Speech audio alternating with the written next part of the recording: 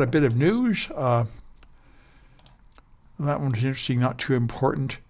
Let's see. This one's pretty amazing. You know, there's a huge scandal rocking the whole world about the Trump team using Signal, and now it's turned out they're also using Gmail.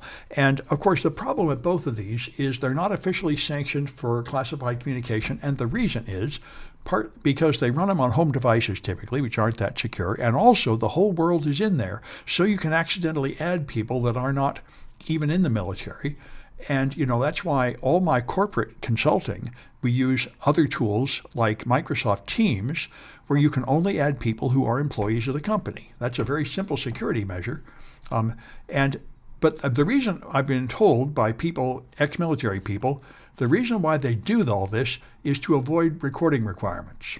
And I've just read an article that said Gavin Newsom, the governor of California, has been mailing burner phones to business leaders in San Francisco with his information pre-programmed in so they can communicate with him secretly so that their information will not be subject to records requests or transparency in government requests. So it seems like this is now a real common thing in all aspects of the government and the military.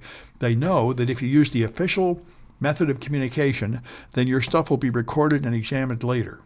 And to avoid that, they all use these unofficial things, which is kind of defeating the whole purpose of these transparency requirements. But anyway, that does seem to be what's happening, and it looks like it's just going to keep getting worse. And this is pretty interesting. In this class, you're using SSH, if you're doing it the way I recommend, to connect with your Linux machines. And SSH has been around for a long time, and what we typically, the old-fashioned technique is the one I've been using, where you log in with a password, because I'm just on my local system and I'm not worried about security for these simple test machines. But if you use a real Amazon cloud machine, they will force you to log in with a certificate, which is a little harder to set up but more secure. So you have this digital certificate on your machine, which logs in. It's stronger than a password. The problem is that certificate never expires, and you keep having to make more and more and more certificates. Everybody at your company has to have certificates to log into all the servers. And so after a while, you have hundreds or thousands of these old certificates that people aren't sure if they're still necessary. And you have to make sure you have enough copies of that certificate so it's on all the machines you use. And then you're likely to lose one somewhere. So it's really a problem. And so what Cloudflare did was they bought the company that developed this protocol. It used to be closed sourced. They made it open source. And this open public key, SSH, will let you log in, and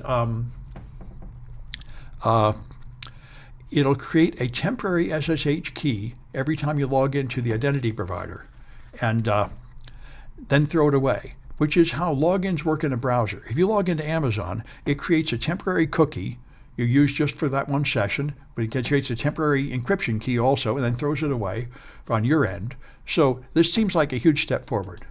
And I see you want me to check my email. Yeah, I forgot about the email from this college. Yeah, it'd be good if you can communicate with me here about whatever it is, and I'll have Zoom open at 7:30. You can use voice too if you want to. But yeah, I'll try and remember to check my email after this. I'm glad you remind me.